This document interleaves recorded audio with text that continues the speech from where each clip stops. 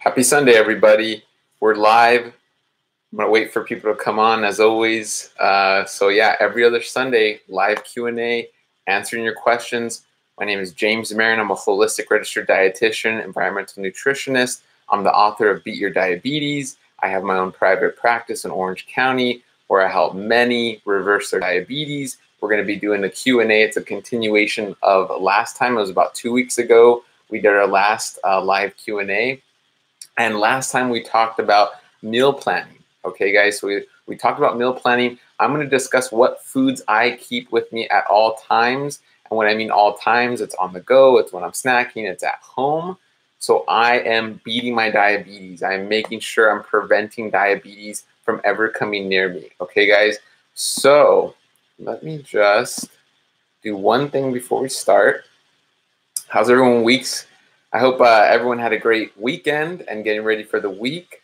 Again, invite friends and family and get your questions ready. You know, put your question in the comment. I can see it. We're live and I will answer it. I'm just kind of sharing this really quick. 1 second.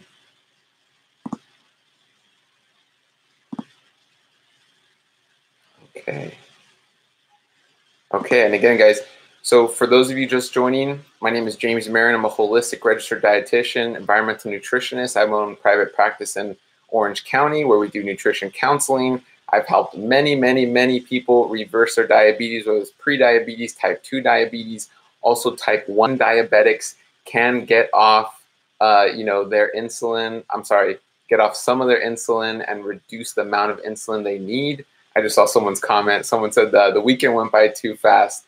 I agree. It always goes by so fast. So I hope you got ready for the week ahead, whether you're going to work or you have school or whatever the case is, that you're prepping your meals, hopefully, or you're getting your snacks ready. And so I wanted to continue what we shared last time we met, okay? We talked about what foods, I always have in my kitchen or I always have prepared and ready to go. Because again, part of this is being prepared, right? Part of this is knowing what's going to happen to the best of your ability, right? If you're kind of searching for food when you're starving or when you know you're going to have a busy day the next day, but you didn't plan your meals, you don't know where you're going to eat, you're more likely to eat the foods you shouldn't eat, okay? So last time we left off around beans, and then I started getting a bunch of questions, and I was answering those questions. So someone said they're food prepping now, which is excellent. Okay, so Sunday is your day to food prep. Maybe for some of you it's Saturday, maybe for others it's Monday. It doesn't matter. Just pick a day or multiple days to food prep, and it doesn't have to be anything major. So the example I gave last time, just to recap, I was talking about beans. I said chickpeas, okay? I love chickpeas, and that is because I just make a big thing of chickpeas, and then what I do is I can make hummus during the week, or I use some of those chickpeas whole, and we make kind of Mediterranean dishes, right? So we can use them whole. Or we use them whole and make Indian dishes. So we make curry, like a chickpea curry with veggies, and you can do quinoa or some brown rice, okay? So you can do so many things with chickpeas. It's great. It's amazing. Again, guys, if you have questions, send them so I could take a look. Let's see. So I have some questions here. And then I'm going to answer the questions. Let me get into the second food, because this goes well with the question. Someone said, hey, James, what is the best snack when you don't want fruit? Okay, so something I also keep in the home are easily prepared vegetables, okay? So easily prepared vegetables. What does that mean? It's any vegetable you want. And this is where we get into frozen, because I keep frozen fruits and vegetables as well. You can keep frozen fruits and vegetables, guys. This is about real life. I have a business, I have a family, I have a 3-year-old daughter. It's crazy, right? You're always busy. Maybe you're always on the go, and that's okay. Some days you can pull out some leftovers from the fridge and then pull out some frozen stuff from the freezer, and then leftovers from the night before of the Mexican food, and maybe you had the beans from the Mexican food, the leftovers in the fridge with some quinoa or something, and then in the freezer you have a mixed bag of frozen vegetables and throw them together. That's great, guys. All that fiber, you're getting tons of fiber from whole foods. And this is, the nitty gritty stuff you got to worry about is, well, you want to read the ingredients of the vegetables, right? You want to make sure that it's just vegetables. there's not a cream sauce or butter or added sugar, right? So there's little things like that. But in general, frozen foods are great. Let's answer some questions. So that's food number 2. So food number 1, I always have beans. Food number 2, some type of easily accessible veggie, whether that's cut up vegetables from the fridge or frozen vegetables as well. Someone said, hey, James, what is the best snack when you don't want fruit?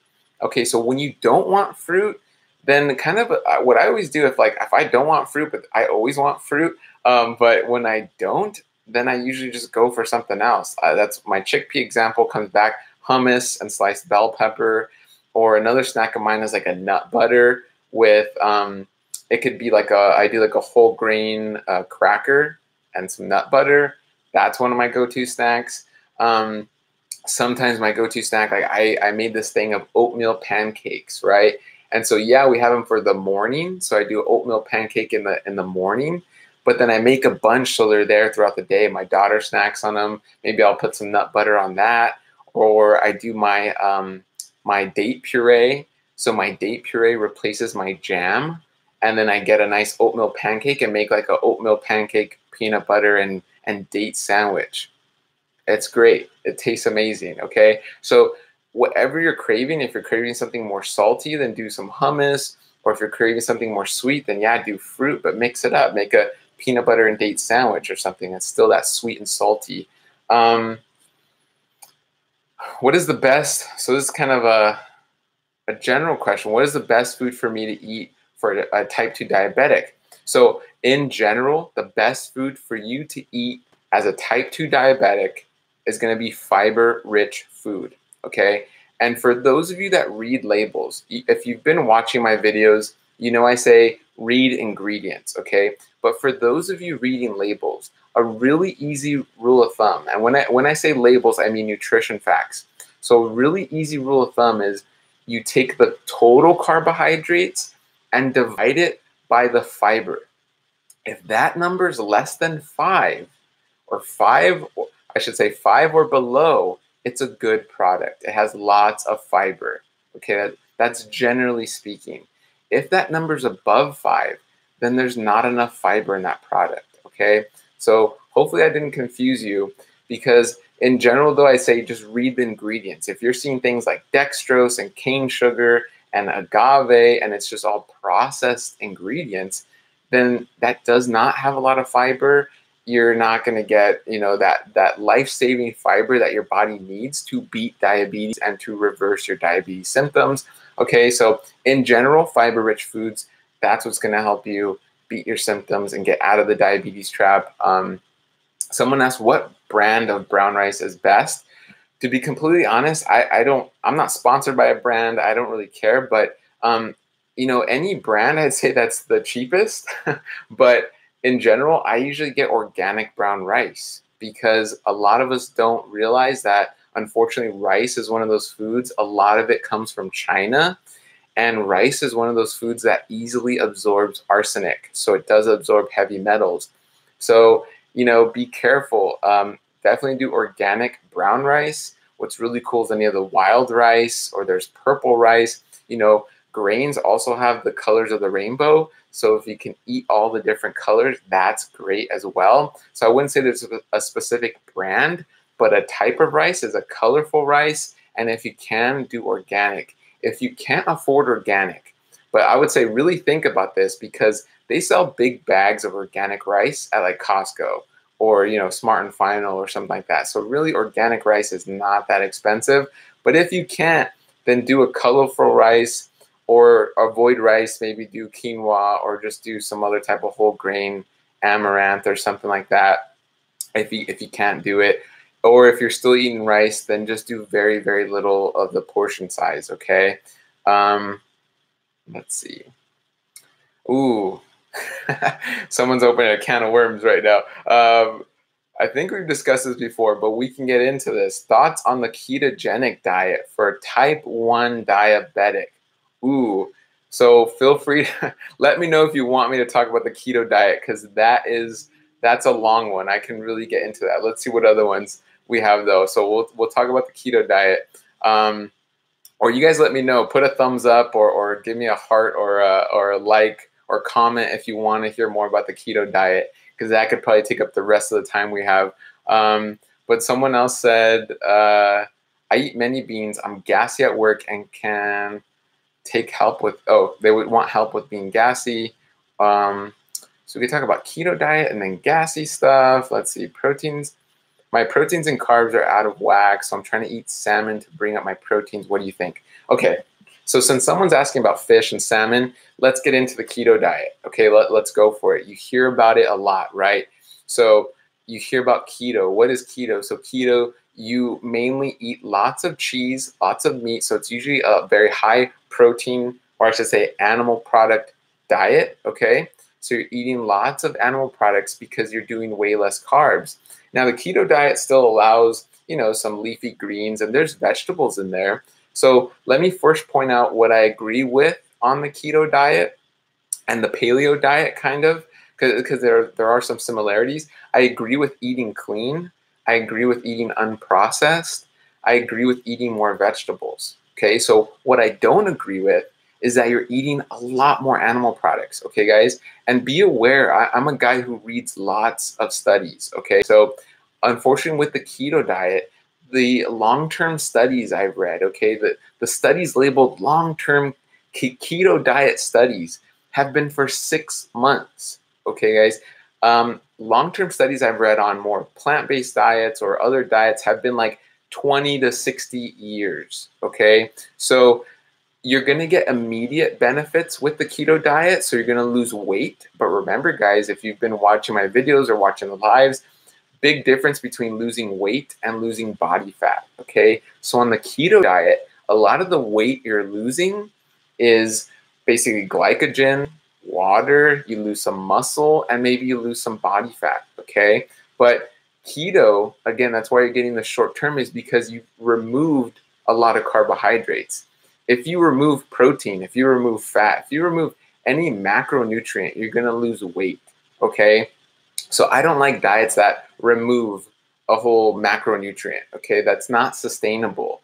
So I'll say 9 out of 10 of my patients who come to see me that have been on a low-carb diet or a keto diet have usually fallen off, right? I'm sure you know someone who's tried a low-carb or a keto diet and has fallen off the wagon, right? And then they gained all the weight back or gained a lot of weight back, and then they went back on the keto diet. Or maybe this is you, all right? This is why they call it yo-yo dieting. You go in low carb, and then you're doing well, you're losing weight, and then you gain it back. And then you go and you lose weight again, and then you gain it back. That's why they call it yo-yo. You're just going up and down, okay? And so, again, guys, and so someone said, and this kind of goes well with it, do you believe the only way to reverse diabetes is being vegan only? She says she loves chicken and fish. So again, guys, I'm not here to make you vegan. I'm not here to, you have to be vegan and that's it. No. What I'm saying is, look, in general, Western cultures, and especially here in the United States, we eat tons of animal products, okay? And we eat very little plant products. What I'm saying is just find a balance. What I help my patients do is find a balance, and when your labs start to reverse and look better, when you're able to get off medications, wherever that balance is, then stay there, okay? That's all I'm saying is, in general, look, what the data shows and what you guys all know is we're lacking fiber, okay? So we're lacking fiber. We're not lacking protein. We're not lacking carbohydrates. We're lacking fiber. The average American gets about 15 grams of fiber. It's recommended we get 35. I recommend my patients to get 80, okay? You need fiber, okay? That's what we're lacking. And so someone mentioned that they love keto and it helps stabilize your blood sugar.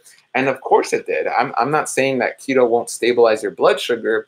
What I'm saying is, how long can you stay on the keto diet for it to stabilize your blood sugar? I want my patients, and I want all of you, to say goodbye or reverse your symptoms and get off your medication for the rest of your life. Unfortunately, the keto data isn't there to show that it works for 20, 40, or 60 years, okay? So you can go low carb and you can eat lots of animal products and see great results in your A1C and your blood sugar, but how long will that last? And then the next part of that is, at what cost? Because remember, guys, when you eat more animal products, you're relying on the health of that animal. And unfortunately, the data is against you on that, because the animals, especially the ones in North America, like Canada and the US, they're not healthy, guys. The USDA allows cysts and they allow cancer, they allow tumors when animals are being processed. They allow pus in your dairy. They allow blood in your dairy, okay? And that's why we pasteurize. That's why we heat the meat up to a certain temperature to kill off these microbes that are in animal products. However, guys, microbes are living things. So as they've been living in that meat or in that dairy product or wherever, whatever part of the animal, they've been pooping and reproducing, okay? And what they poop is something called endotoxins. And so you can kill the microbes. That's why we heat. That's why we have stomach acid. That's why we pasteurize. But you can't kill the endotoxins they produce, no matter how much we heat or pasteurize or whatever, okay? So you get an effect called endotoxemia. So this is an effect where you get all the animal fat, so it's saturated fat, cholesterol, trans fat, and then you get this endotoxemic effect, and it just boosts your inflammation. And so this is definitely, we're thinking this is definitely why I talked about intracellular fat, right? So you have this endotoxemic effect. You're eating lots of animal fat, and now your body has intracellular fat that's blocking insulin. This was in the very first video, okay? We talked about what truly blocks insulin, and this is something called insulin resistance, is fat. And a big factor in that is animal fat. And guys, think about it. You know, what is butter?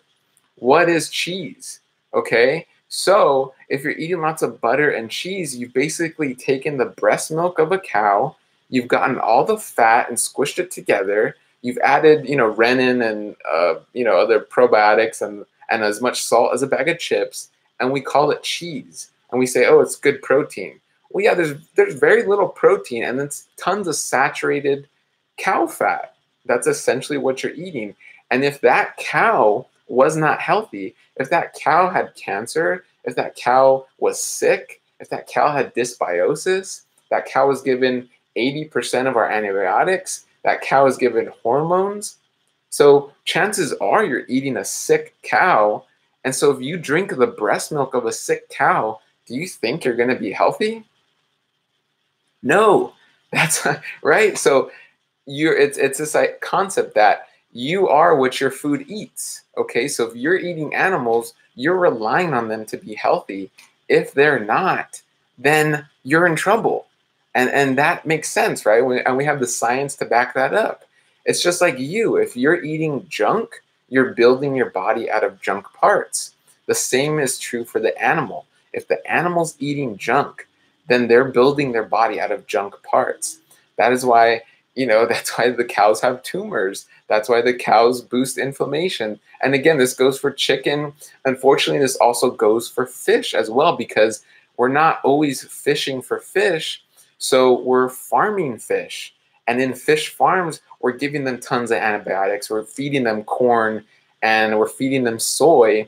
And these fish are no longer healthy because, again, what makes a fish healthy is the fact that they exercise in the ocean and they're eating all these wonderful microalgae and planktons. But if we're farming them in a pen and we're just feeding them crap, then they're not as healthy as they would be if they were out in the ocean being wild.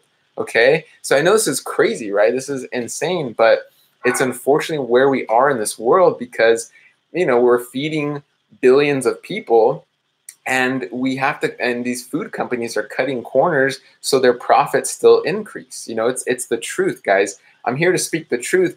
I'm telling you what most dietitians don't tell you. I'm telling you what most doctors don't tell you. And it's a combination of they don't know this or they don't care or they don't want to tell you, okay? And so I'm getting lots of questions with this, but that was kind of my spiel on keto, guys. So again, in summary, keto is not sustainable. There's not enough data on it. I will say that short term, you're going to see results. But again, losing weight and dropping your A1C, we want to do that for a lifetime. You just don't want to do it in the 3 months you're on keto. You want to do it in the 30, 60 or however many years you have left to live. Okay, guys, that's why I don't like keto. Okay, I'm getting a lot of questions. Let's see. Let me look really quick. I know everyone's like, wait, what about my meat? And again, guys, I'm not saying don't eat meat. What I'm saying is if you're eating lots of meat, and think about this, guys. So if you're eating eggs and you're eating cheese and you're eating butter and you're eating chicken and you're eating fish and you're eating turkey and you're eating, and the list goes on, lamb and pork and, anything from pork. So like bacon and ham, that's a lot of animal products. Okay. Especially if that's in the course of a week, or for many of us, that's in the course of a day. All I'm saying is assess where you are, guys. If you're eating tons of animal products and not a lot of plant products, let's try and switch that. Let's add some spinach and bell peppers and tomatoes and zucchini to your omelet in the morning. That's all I'm saying. Take baby steps, okay? So I'm getting a lot of questions. So people are asking, what can we do? Should we do eating grass-fed? Look, that's a start. What I tell my patients is do organic if you can. The biggest bang for your buck with organic is going to be from animal products, okay, guys? And again, it goes to this concept of if you're eating a healthy animal, you have more chances of being healthy than if you're eating a sick, malnourished, animal. Okay, that's a fact. Okay, so would you rather eat an animal with a tumor or eat an animal that's healthy? I think we'd all pick to eat an animal that's healthy. Okay, so you can do grass-fed. That they're grass-fed, free-range, organic. And this idea, I know what a lot of you are thinking, that's expensive. That's expensive. I can't afford that. Well, then it goes to this idea that if you're eating a 16-ounce steak, then maybe it becomes a 6-ounce, or maybe it becomes a 4-ounce. And then you're eating that steak with fresh roasted veggies, a salad, and some quinoa, right? So then you've increased your plant foods. That's what I'm saying. But at least you're winning. This is how you win, guys. You're increasing the fiber, and you're choosing a better quality animal product. And it helps you balance it out, okay? And again, I didn't make all this up. I'm sorry to be the bad guy or the bearer of bad news, but this is a fact, guys. We've increased our animal products so much that, again, the cause of most insulin resistant is this intracellular fat, and it blocks insulin, okay? A lot of other questions. So grass-fed, and then someone asked about fruit again, okay? So I hope... let's see, someone else. And then, so veggies are better to go organic. So I'd say the number one thing, if you're going to go organic, the number one thing is animal products. Okay, that's the number one. Then for other things, fruits, vegetables, grains, etc., you can look at something called the Dirty Dozen and the Clean 15.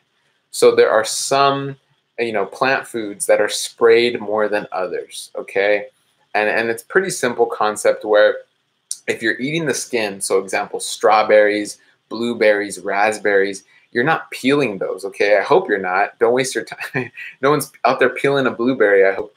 But, you're eating these berries whole, so you want to try and get those organic because they're heavily sprayed, and chances are you're going to eat pesticide with that. And this is a whole nother topic. We can maybe roll this over again for next time. But we still have time today, so keep asking questions, but we can talk more about that next time as well with organic. And again, guys, so it's this idea that we're talking about the endocrine system. If you have diabetes, if you're worried about diabetes, you're worried about your endocrine system, okay? And if you've heard of something called the endocrine disruptor, okay, these are things that are in food and a lot in animal food. We talked about that, endotoxemia, endocrine disruptor.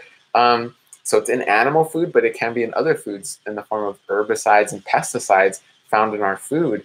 Also, if you spray around your home, if you have a landscaper come, or if you live in an apartment or condo and the guy's out there spraying weeds and spraying for insects, those are endocrine disruptors. So there's a big movement to kind of move away from that and switch over from that because they are endocrine disruptors. If you have a pet that you let out, and then the pet comes back into your house, or you have kids playing outside, and then they come back into the house, they're most likely tracking these chemicals in, and it puts you more at risk for diabetes, okay?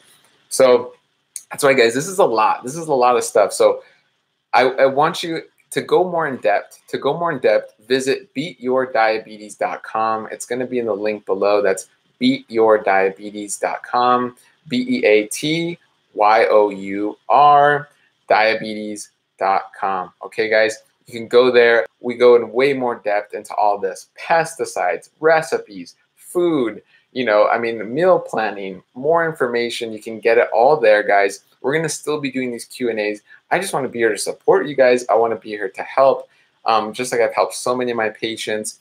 Someone said I'm on Lantus and Victoza and 4 pills of metformin. Many of you are on, so that we call this polypharmacy, when you're on multiple medications.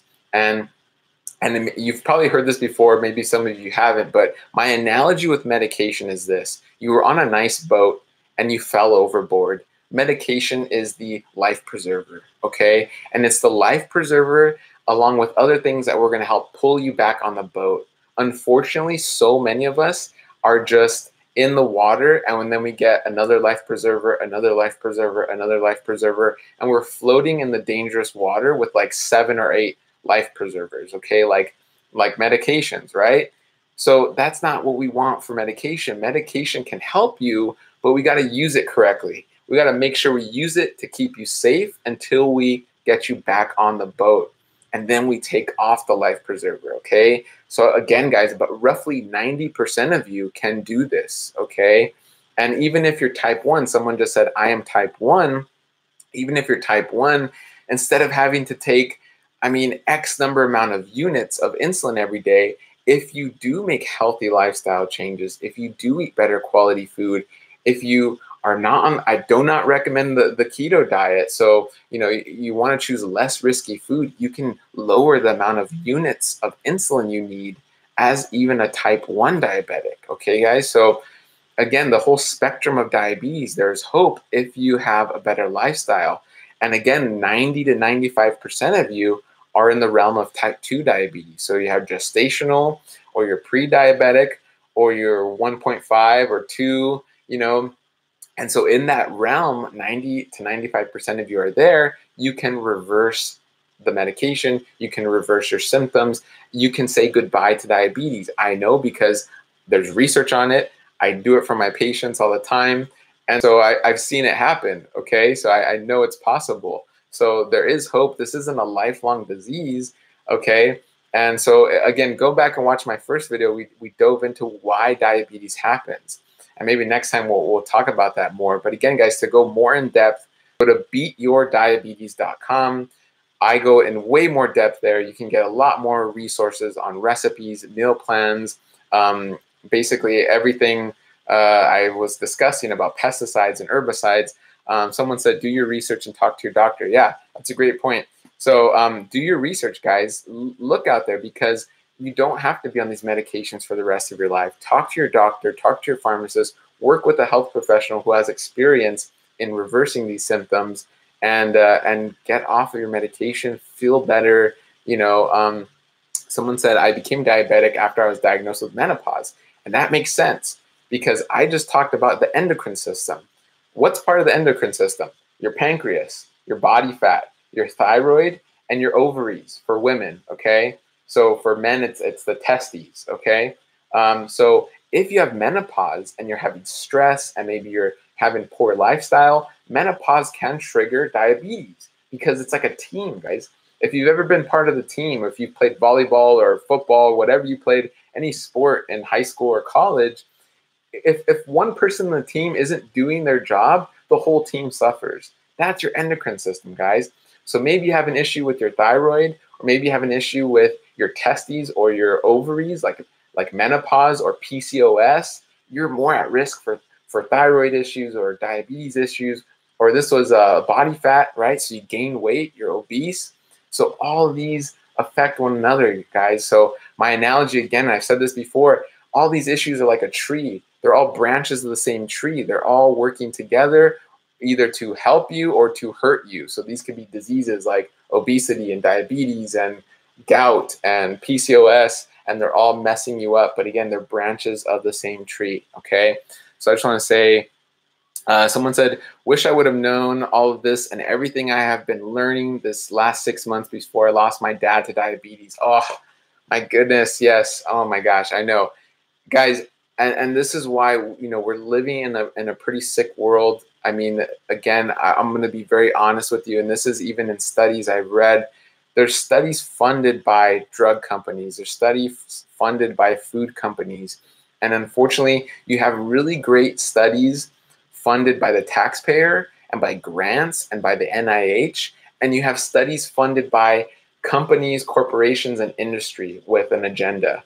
And so all of these studies flood the market. And that's why you hear this back and forth of, no, don't eat carbs. No, eat carbs. No, eat eggs. No, don't eat eggs. No, butter's good. No, butter's bad. You have this war going on, guys. And so really you have to be aware. Either you really put trust in a health professional, and I'm gonna toot my own horn because I read the research, I look at who funds the research. So you can put trust in me, but I also say get educated, look at who's funding whatever you're reading, or who has the agenda or who's making money off of this. So because yeah, people are dying, guys. It's life and death out here. And before you lose a family member or a close friend, you have to get educated. You have to know what's true. And diabetes does not have to be a disease that's lifelong. Diabetes does not have to be a disease that kills. Okay, many things in your lifestyle can reverse these symptoms. Okay, guys, and that's what I help my patients do. And so we're using technology to try and help all of you do the same. Again, guys, go to beatyourdiabetes.com, learn more. I hope to see you again in the next 2 weeks. Okay. Or someone said, I know our time's up, but I can go all night. But or they tell you they can't reverse it. Yeah. So you do hear that from doctors. And look, guys, and I'll say to a certain extent, if you do enough damage to your body, you can't reverse it. If you damage your kidneys and you lose enough limbs and you do enough damage to your circulatory system and your endocrine system, you can't reverse it. But many of you aren't there yet. Statistically speaking, a majority of you are not there yet. So if you haven't reached that point of no return, then you can return back to normal, okay? And I'm talking from a position as a registered dietitian. I've worked with clients whose A1C was 12.3, guys. I've worked with people who are on the verge of a diabetic coma, and now their A1C is 5.8. It's not perfect, but 5.8 is very close to the normal of being under 5.7 A1C. Their blood sugars were in the 300s, and now their blood sugars are like 102. Okay, so very close to the normal of being under 100. And then I have the cases of people whose A1C was 8.9, and their A1C is 5 now. And they're normal. Their blood sugars are like 90, fasting, and they're normal. They're off all their medication. But what I'm saying is it takes time. You've been at this extreme high. It's going to take time to get to the extreme normal or a lower level, but you can do it. It's totally possible. Okay, guys? So thank you all. I have to run. We do these for about 30 minutes. I hope you join us. We do these twice a month, so make sure you RSVP. Visit us at the Diabetes Council on Facebook. Make sure you're staying subscribed actually to our YouTube as well. We do this live on YouTube and live on Facebook. You can go to thediabetescouncil.com or beatyourdiabetes.com to learn more. So I hope to see you next time. We'll hopefully finish the meal prep stuff. I always, guys have so many great questions, so I love answering those. Again, guys, if you share this with your friends and family, because we want more questions, we want more dialogue, we want to educate you as much as possible. So thank you so much. Again, I'm James Marin. I'm a holistic registered dietitian. And thank you so much. Have a wonderful night and have a great week.